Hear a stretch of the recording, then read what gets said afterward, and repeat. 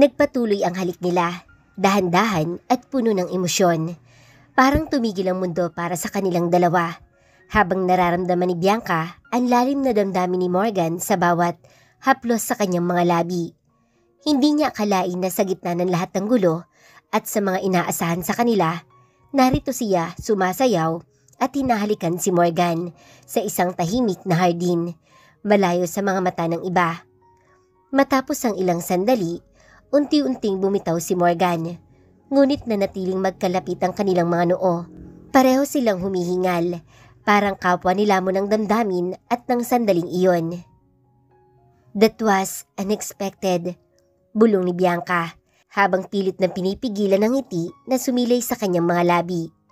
Tumingin siya kay Morgan na tila hindi pa rin makapaniwala sa nangyari.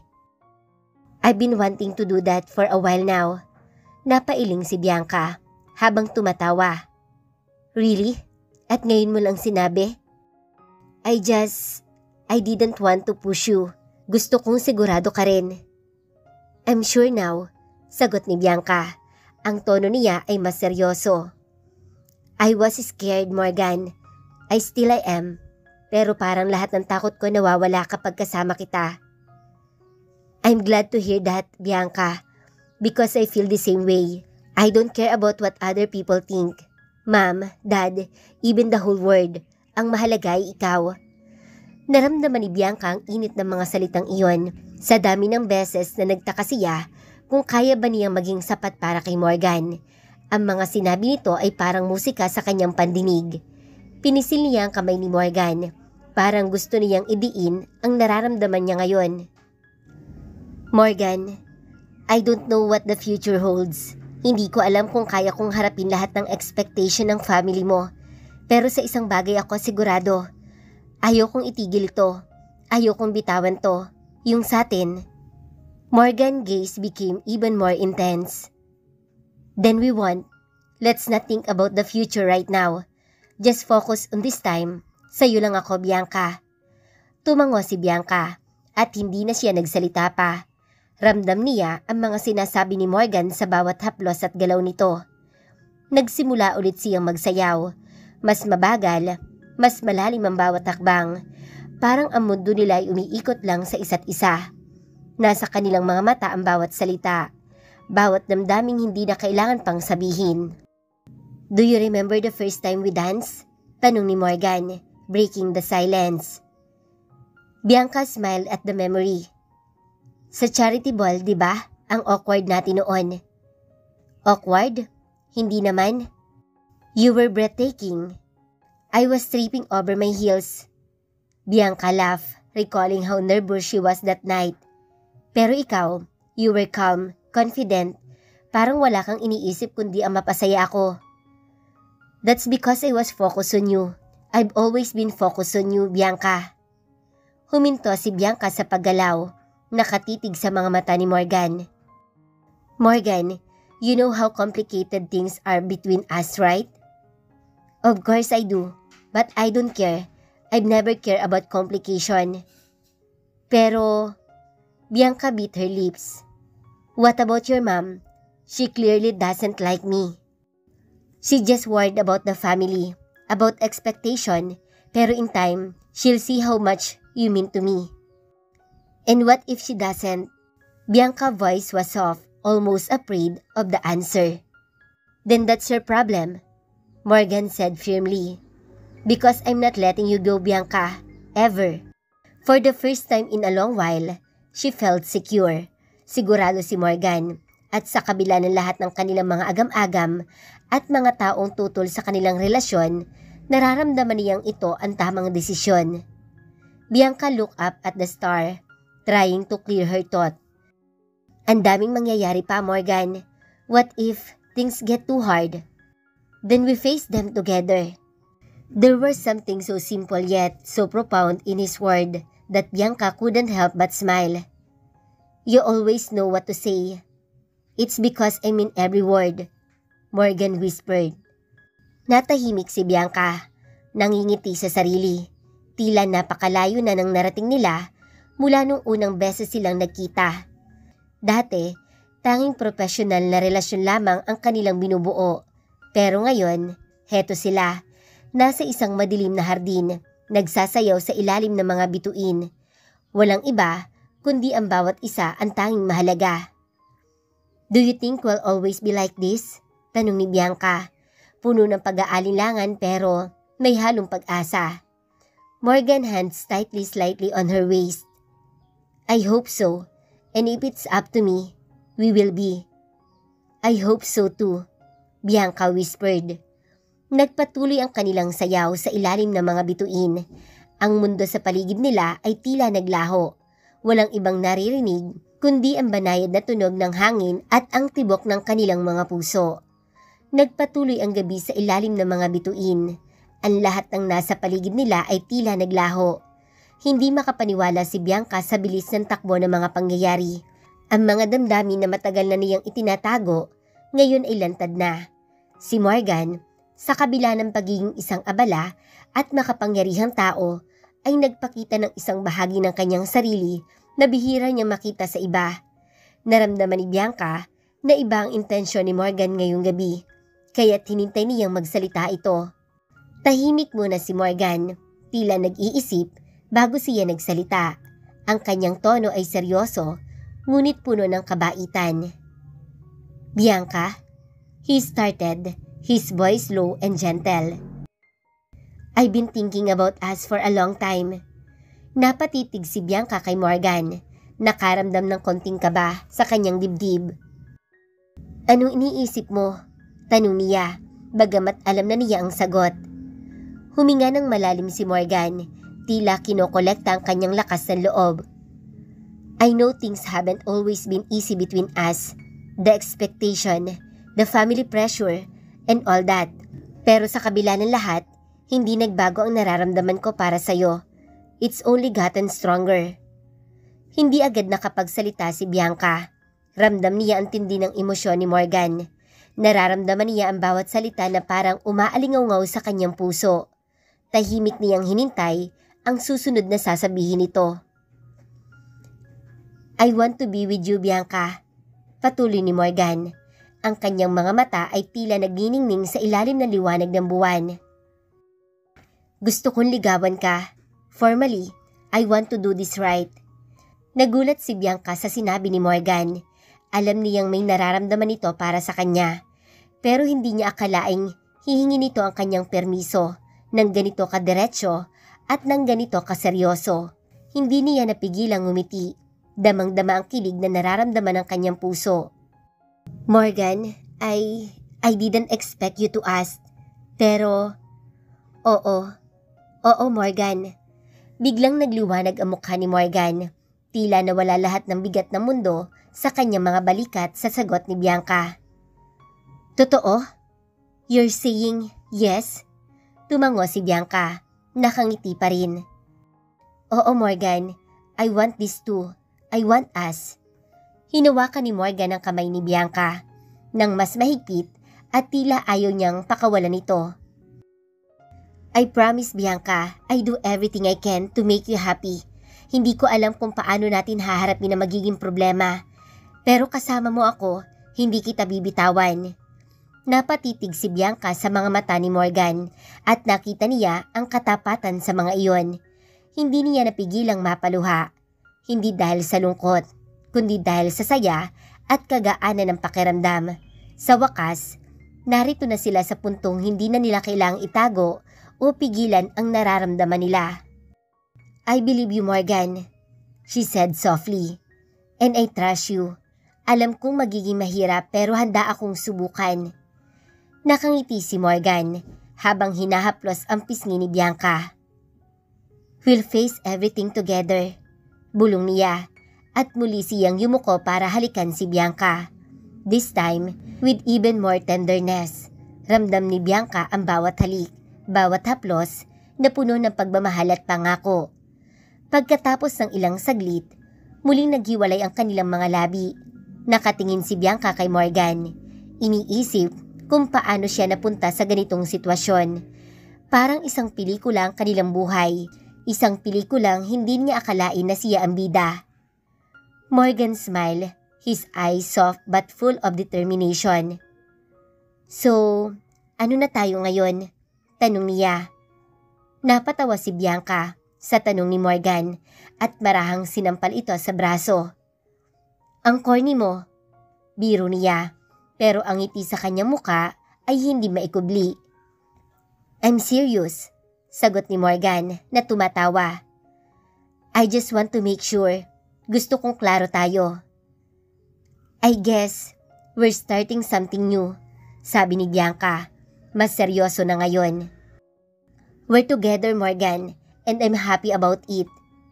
I'm happy too, bulong ni Morgan at hinawakan muli ang kamay ni Bianca. Sabay silang naglakad pabalik sa party. Ngunit bago pa man sila makapasok ulit sa loob, biglang huminto si Morgan na tila may naisip. Bianca, sabi niya, halatang seryoso ang tono ng kanyang boses. I know things will get more complicated from here. My mom, she won't make things easy for us. Alam mo yan, di ba? Tumango si Bianca. Alam niyang totoo ang sinasabi ni Morgan. Hindi magiging madali ang mga susunod na hakbang, lalo na't hindi sang-ayon ang ina ni Morgan sa kanilang relasyon. Pero buo na ang loob niya. I know. Pero handa akong harapin iyon. We'll face it together, right? Right, sagot ni Morgan at ngumiti siya na may kumpiyansa. As long as we're together, kaya natin. Nagpatuloy silang maglakad papasok sa loob ng party at habang papalapit sila, naramdaman ni Bianca ang mga mata ng mga tao sa kanila. Alam niyang pinag-uusapan na sila, pero sa sandaling iyon, hindi iyon mahalaga. Ang mahalaga ay sila ni Morgan at ang desisyon nilang panindigan ang kanilang nararamdaman. Pagbalik nila sa loob, ramdam nila ang pagbabago ng atmosphere. Maraming tao ang tumitingin sa kanila, ngunit parang wala silang pakialam. Basta't magkasama sila. Alam niyang kakayanin nila ang anumang darating. At sa kanilang pagbalik sa dance floor, muli silang nagsayaw. This time, walang alinlangan, walang takot, at puno ng pagmamahal. Morgan POV. Pagdating namin sa mansyon, ramdam ko ang bigat ng bawat hakbang namin ni Bianca.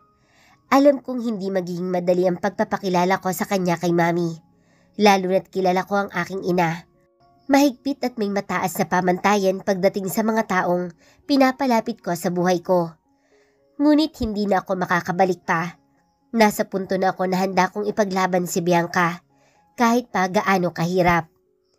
Pumasok kami sa malawak na sala ng mansyon at nakita ko si Mami na nakaupo sa kanyang paboritong sofa. Eleganteng-elegante siya, gaya ng nakasanayan. Tumingin siya sa amin ng derechahan. Ang mga mata niya ay tila binabasa ang bawat kilos at galaw ni Bianca. Ma'am, I'd like you to meet Bianca. Malumani kong sabi. Hawak ko ang kamay ni Bianca. Ramdam ko ang bahagyang pagkabog ng puso niya. She's the one I've been telling you about. Saglit na natahimik ang buong silid, para bang hinihintay ang magiging reaksyon ni Mami.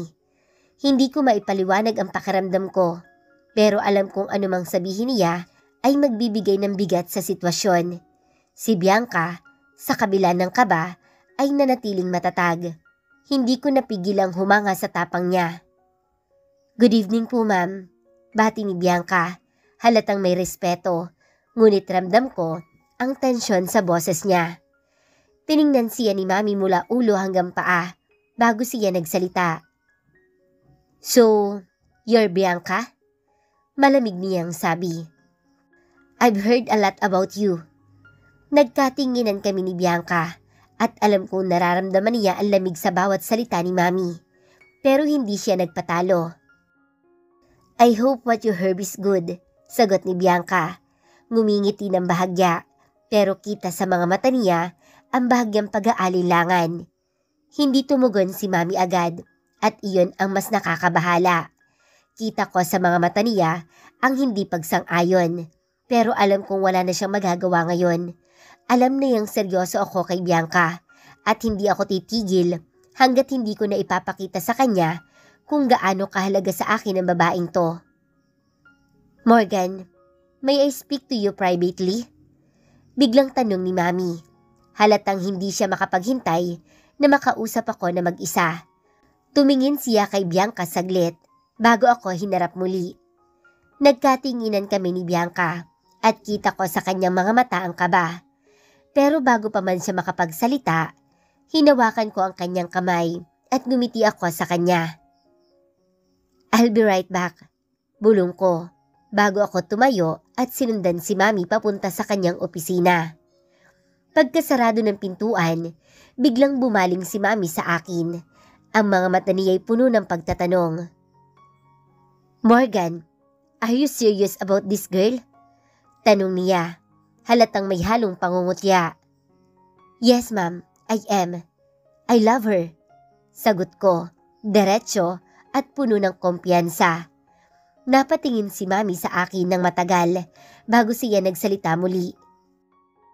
"You can't be serious. Bianca, she's not from our world, Morgan. Alam mo yan. Alam mo kung ano ang mga expectation ko sa'yo." Huminga ako ng malalim.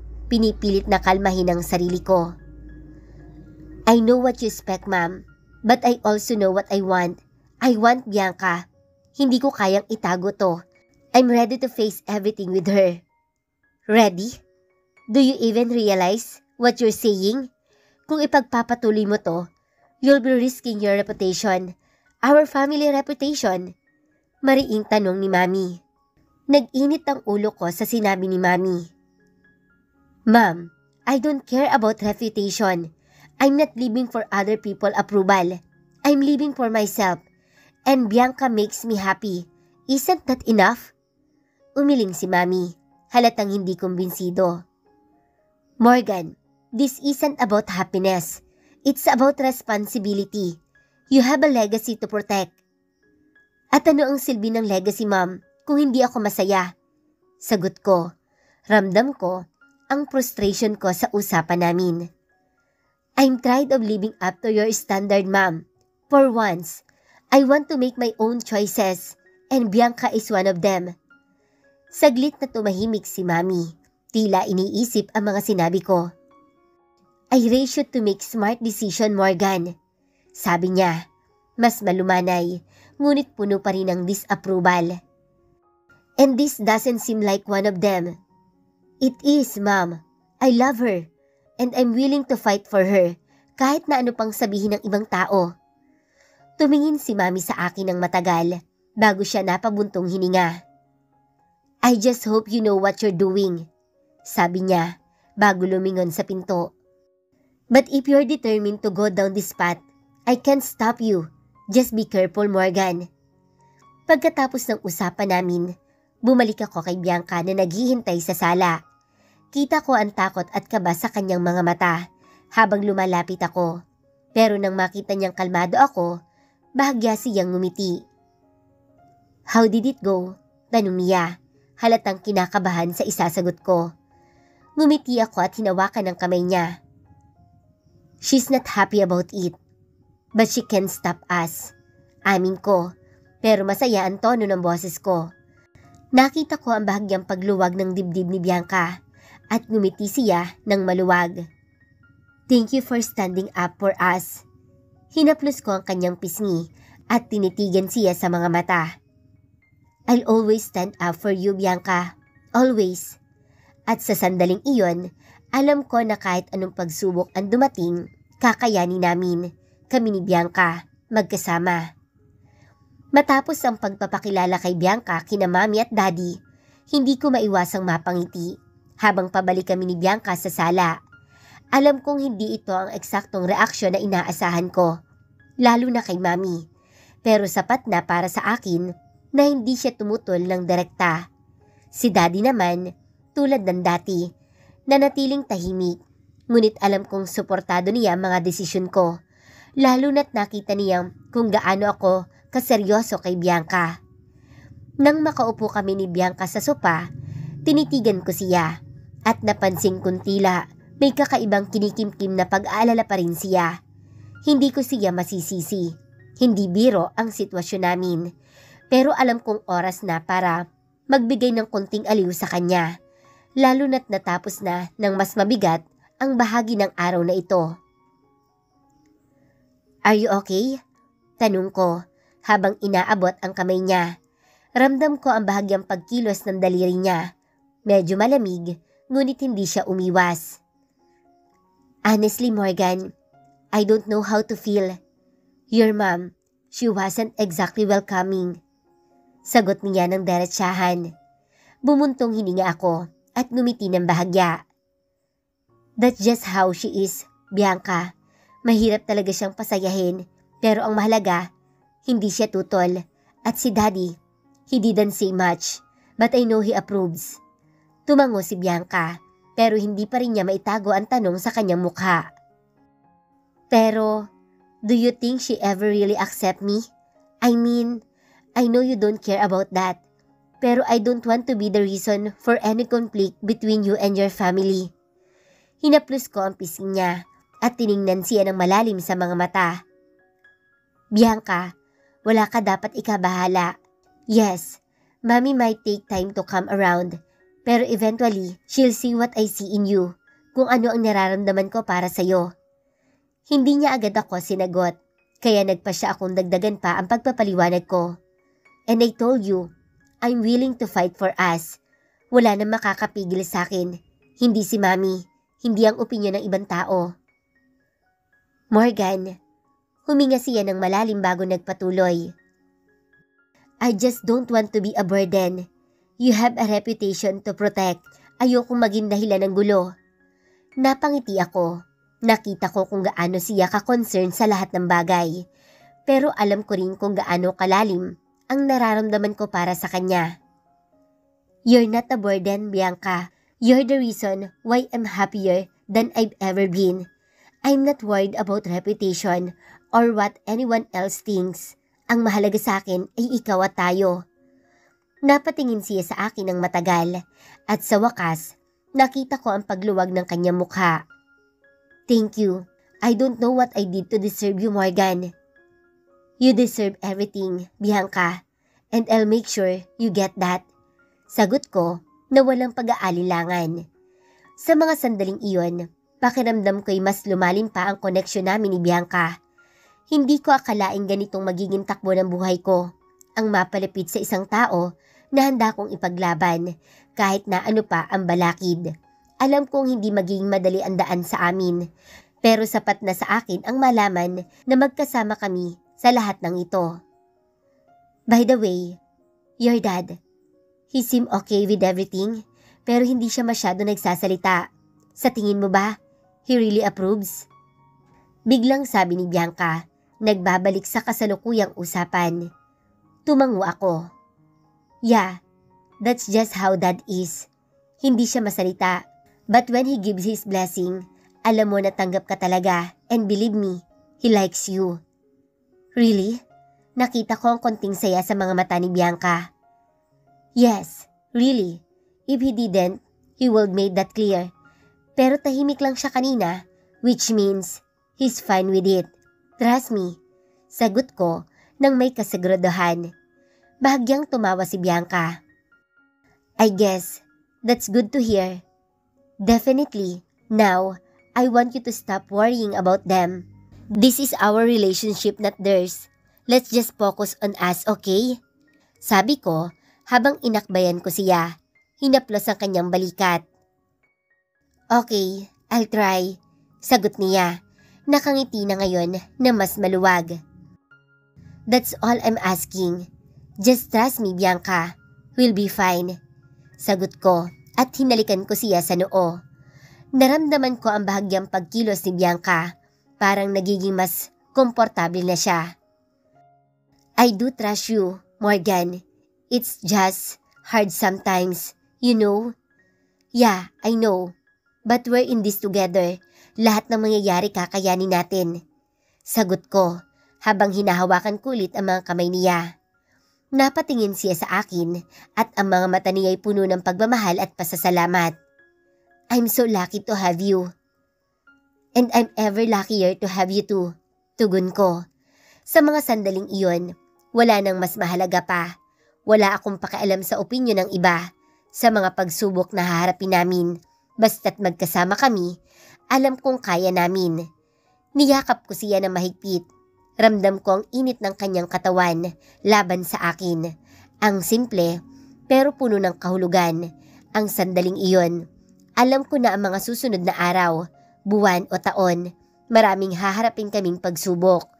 Ngunit alam ko ring kaya namin iyon dahil sa aming dalawa, sapat na ang pagmamahal na meron kami. At sa sandaling iyon, alam ko na ginawa ko ang tamang desisyon, ang piliin si Bianca, ang ipaglaban siya, at ang ipagpatuloy ang kwento namin kahit gaano pa kahirap.